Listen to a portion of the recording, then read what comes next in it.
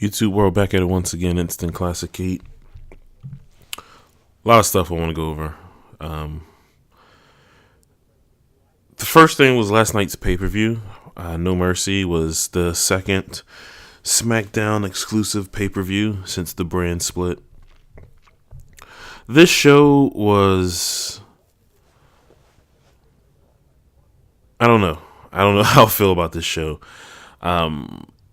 Yesterday afternoon, we all saw a tweet, or WWE sent out a blast saying that the triple threat match for the WWE World Championship between AJ Styles, John Cena, and Dean Ambrose was going to open the pay-per-view.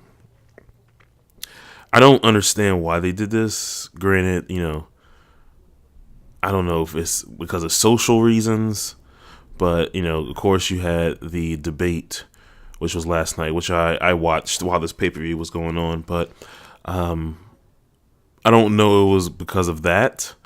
It doesn't make sense. People bought the network, so they're either going to watch it live or they're going to watch it on demand. So I don't see a reason why you would change the match order. But, hey, maybe they're doing it because they want to start trying some other stuff out at the main event slot. And if that's so, hey, I'm down to see how that works. To see if you put like the world title match at the beginning, and maybe put a heated feud or an IC title, whatever, down towards the end of the show as the actual main event. Maybe even thinking about the women's championship, but honestly, for SmackDown, I don't really see that happening right now. The match opened up with the triple threat, and I thought it was pretty good. Most triple threat matches that they put on, going to be really good. A lot of false finishes, of course, a lot of kickouts of finishers and reversals, but I still enjoyed it. AJ ended up getting the what did he get? It was like a leg lock from Dean Ambrose, or almost like a calf crusher. Cena put on an STF. Styles tapped out to both of them. The ref reversed it, said that the match was still going on. So AJ Styles, how did he win? He kicked to the nuts, or no, chair shot.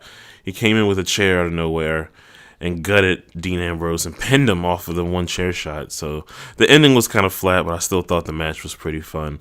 Nikki Bella, Carmella, I didn't care for at all. Heath Slater and Rhino versus the Usos, I thought it was decent. Corbin versus Swagger, wasn't anything special.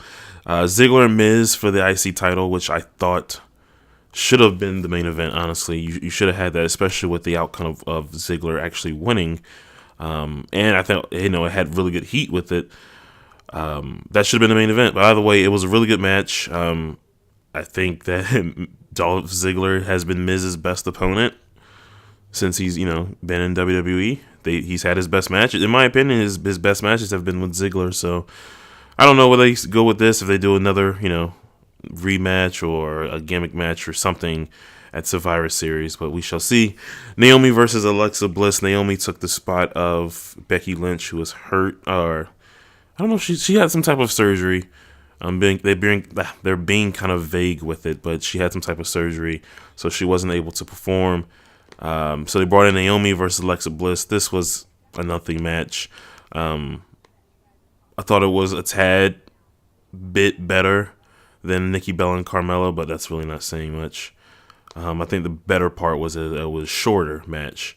And then your main event, Bray Wyatt versus Randy Orton. I'll be honest with you, I didn't really watch much of this match. The stream was on, but I wasn't paying attention. I saw Luke Harper came back, so now he's he's gotten back together with Bray Wyatt. These damn Wyatt clan, man, they just... somebody's gonna get hurt. Who's next? I think Bray's next, and Strowman's next, and that whole line of injuries with the Wyatt clan. But either way, No Mercy. If you didn't see it, you didn't miss anything. I would say at least check out the title match at the beginning, and I would say Ziggler and Miz as well. But everything else you can pretty much skip. We have another pay-per-view. Luckily, it is not in 2 weeks. This pay-per-view we have 3 weeks, so not next Sunday or the following, but the one after that, the Sunday after that. Hell in a Cell, Rollins versus Owens. We'll see how that goes. You have Rusev and Reigns in the Hell in a Cell for the U.S. title. Yeah, I'll check it out. I'm not highly upset with that. Reigns had a really good Hell in a Cell match. Or I don't know if I'll say really good, but I at least enjoy it. Was with Bray Wyatt? I think so. But either way, it was. I enjoyed it. I thought it was a really good Hell in a Cell match. So they're gonna have one, and then apparently you're going to have Sasha Banks and Charlotte for the Women's Championship. Also be inside of Hell in a Cell. I don't know how I feel about that. I don't know. I'm not gonna say anything. I'm not against it, but I just don't know how I feel, if I really want to see that match or not. But we shall see what they do down the road. So that's that. Survivor Series is next month, and apparently we're getting Brock Lesnar versus Goldberg, Bill Goldberg of WCW fame. Apparently it's supposed to come back, and they're supposed to have a match. And I'm like, what the hell? I remember the last match. I remember that night vividly, man. That was one of the better pay-per-view parties that I had been a part of. But that match watching WrestleMania 20, Lesnar versus Goldberg, and it was the god worst. I was very disappointed. I was looking forward to that match, but it was very, very bad. I didn't know that those guys were leaving until the one older guy or brother who was at this party, I guess he was on Dirt Sheet, so he brought it up to us. But yeah, that match was a disaster. They're going to try to do it again. Now, the one thing is, I would say is, hopefully both these guys are a little bit more motivated. One, hopefully they're more motivated to have a better match. Two, Goldberg, he was on ESPN, said he wanted to look like a superhero or something to his, I don't know why my phone was going off, superhero to his kids. So I don't know, maybe that motivates him to have a good match. We don't even know if this match is happening, but apparently that is the word on the street. I don't know. They just want to stack the deck when it comes to Survivor Series weekend, which is cool. You're going to have NXT TakeOver. It's going to be a big show. And you want to have a really big show for Survivor Series. And I really, really hope that they not change this show to 4 hours. I just got the flash in my head. They did it, they have 5 hours, 6 hours with WrestleMania. I don't know how long WrestleMania is at this point. It's forever. We didn't leave that stadium until nearly midnight. And then, SummerSlam is 4 hours. So I really hope they don't move these big pay-per-views all to 4 hours. That would be really bad. But again, I'm excited for the weekend.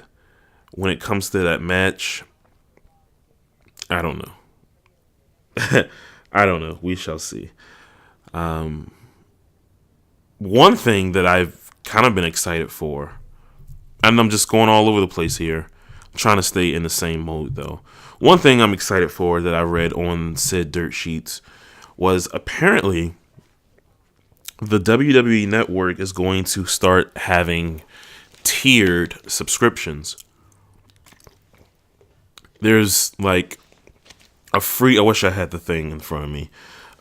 There's going to be a free plan, so pretty much anyone that wants the network can have it. And then there's going to be one that's $5. There's going to be one that's $10, like everyone's paying now. And then there's going to be a $15 one as well.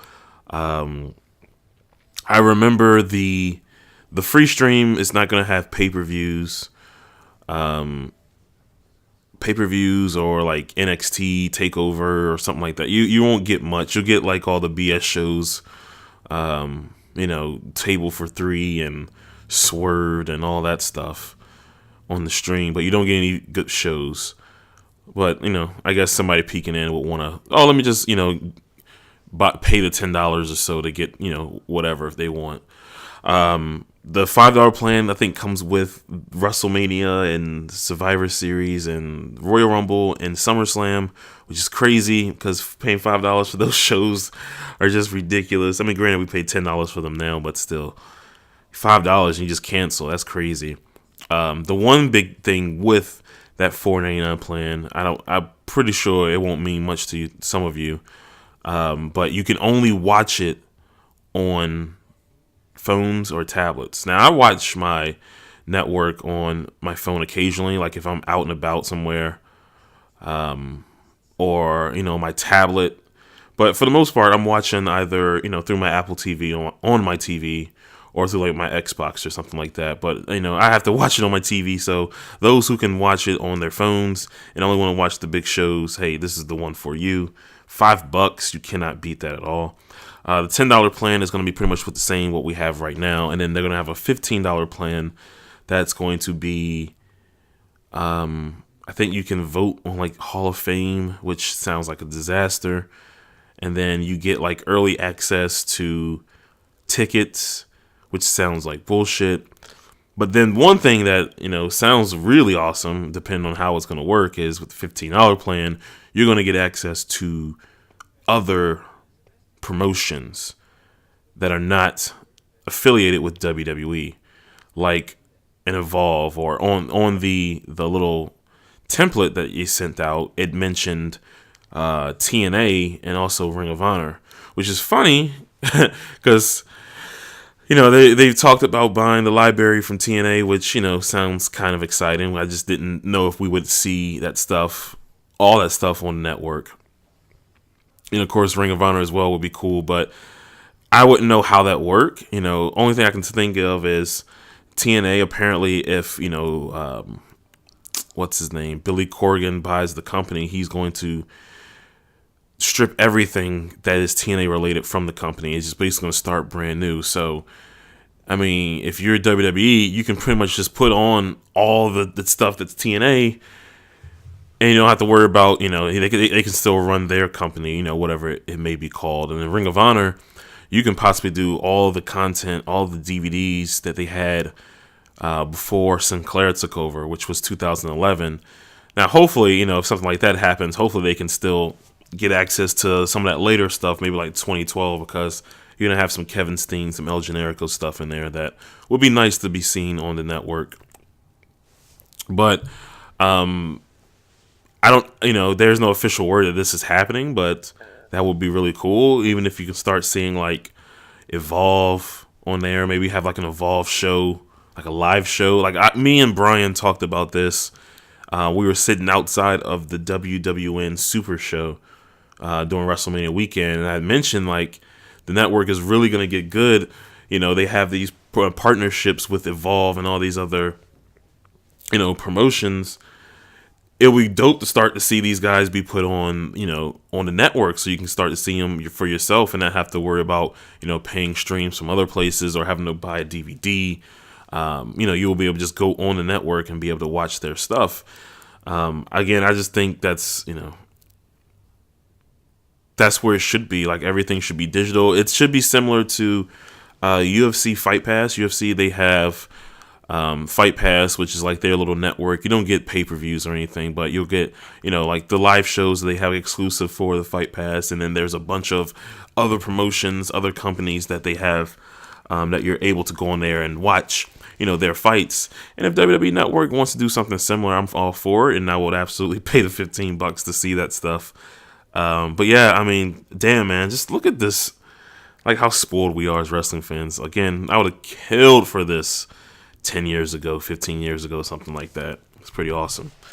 So yeah, that's on the network front. Hopefully we'll hear something soon about that. I don't know what ROH is doing, but it would be cool to see Ring of Honor on the network, maybe even like pay-per-views. I'm just fantasy booking here. I don't expect to see it, but it would be cool to see. Their pay-per-view, they just had one All-Star Weekend. Was that it? I completely forgot the name of it. I think it was All-Star Weekend. Pretty good pay-per-view. Pretty much everyone tuned in for the main event, which was the ladder match, Addiction, Chris Daniels and Frankie Kazarian versus Motor City Machine Guns, Alex Shelley, Chris Sabin, and then versus Matt and Nick Jackson, the Young Bucks, for the titles. This was one of the wildest ladder matches I've seen. Most of the time you'll see like, ladder matches, you've seen everything. Like, there's no really new spots, new creative spots. You'll see some every now and then, but for the most part, everything's pretty much been done.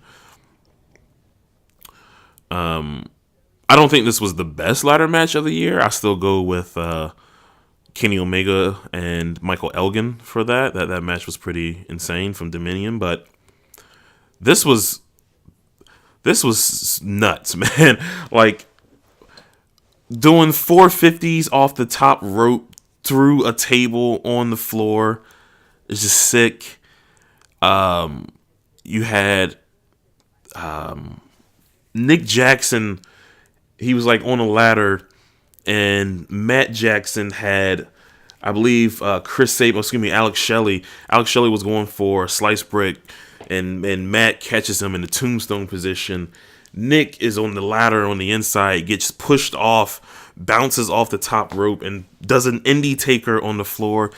Just Nick crashed and burned. He was on the top of the ladder, and then four of the guys in the match came in and picked the ladder up, tipped it over. Nick went falling to the outside, and then just absolutely crashed through a table on the floor. Just looked like he destroyed his back. You had Frankie Kazarian doing the cutter on, who was it? Was it David Finlay? Not David Finlay. Jay White? Maybe been Jay White. Cutter on Jay White through the table on the floor. Just mad. And then the final spot, you had the indie taker through off the ladder through a table. I can't even, you have to watch this match. You have to go back and see this match. It was just incredible. Like I said, I don't think it was the best ladder match of the year, but it was just some freaking insanity. Just spots, again, you've never seen before, and I think that's what, I marked out a couple times watching this, because this was stuff you had never, ever seen before, and it was just an insane show. And again, I should recommend everyone go back and watch it. Also, if you can, go back and watch Michael Elgin and Kenny Omega. Their ladder match was one of the best I've ever seen in my life, at least for me. I enjoyed it tremendously. New Japan World, if you don't have it, it's like $8 a month or something like that. It's definitely worth getting. Just got a alert on my phone that Paige has been suspended 60 days. The girl's trying to get herself fired. Good for her. Let him leave. Get the New Japan Network. It's awesome. You'll get all the shows, all the pay-per-views. What's really cool, if a pay-per-view has New Japan talent on it, they actually, for the most part, they stream those Ring of Honor pay-per-views on the New Japan World. Now, granted, to watch it live, you can't watch it live. You have to have a IP address that matches up with being in Japan, so you can't get that. But when they put it on demand, you can watch it. So I think that's pretty cool of them. They just had a pay-per-view this morning. I was gonna say last night, but it was this morning. King of Pro Wrestling, their annual fall show. I woke up to watch this. I woke up at 3. And most of the times when I do New Japan shows live, I'll normally try to have a few hours of sleep beforehand. Try to take a quick nap. That way I can get through the show no problem. Sometimes I do find myself fading near those last couple matches, especially like the main event. Just because you always know the main event is going to go 25, 30 minutes. So you kind of start fading near the end of that. This show, I enjoy this show so much. By the end of it, I was good. It was 7:30 in the morning, and I was good to go. And this show just, it flowed well, and all the matches were really good. And I'm not gonna go through them all, but just top to bottom is a really good show.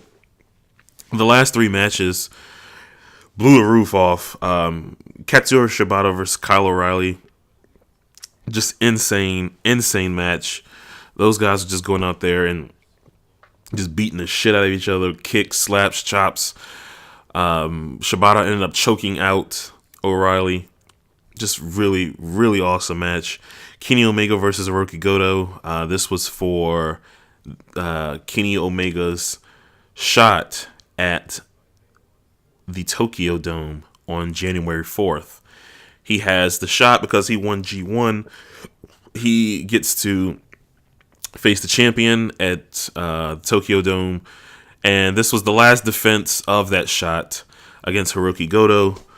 And I'm not a really big fan of Goto. Goto is the new old Naito, if that makes any sense to anyone. But I know he puts on good matches. And his best opponent, like I said earlier with Miz, Ziggler being Miz's best opponent. Right now, Goto's best opponent is Kenny Omega. They put on some awesome matches. And this was no short of them. This was the best match of the night, and Kenny Omega is one of the best wrestlers in the world. When this guy gets put in high-pressure situations where he's got to deliver, he comes through in the clutch, and then some. He ended up winning with the One-Winged Angel, so he keeps his title shot. He's going to face Kazuchika Okada, who also won his match. He faced Naomichi Marufuji. Marufuji, I haven't seen wrestle. I mean, he was in the G1, but before that, I hadn't seen him wrestle in a long time. Granted, he was real, he was really into being with Ring of Honor for all those years back in '06 or so, '07.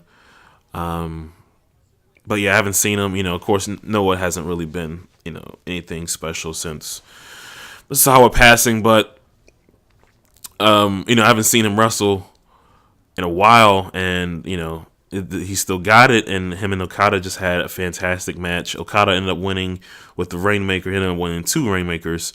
So again, he's going to face Omega at the Tokyo Dome, which that should be the match of the year. Okada had I have to look back to see, but definitely one of the matches of the year with Tanahashi at this past Kingdom. So they're gonna have a match. Omega Tanahashi. Tanahashi's probably gonna face Naito for the IC title. I see them doing that. But Okada versus Omega should be really, really good. I've rambled on way too long. I just wanted to give my quick thoughts on some stuff. So yeah, we have Hell in a Cell coming up. We have Survivor Series coming up. The rest of the year, I don't know. This is when it starts to get dull. As soon as the holidays starting to hit, this is when things get dull. But I don't know. They're gonna treat this Survivor Series thing like, it's a really big show. So hopefully we're leading to some exciting things. Until then, I'm Mr. Classic 8. Peace.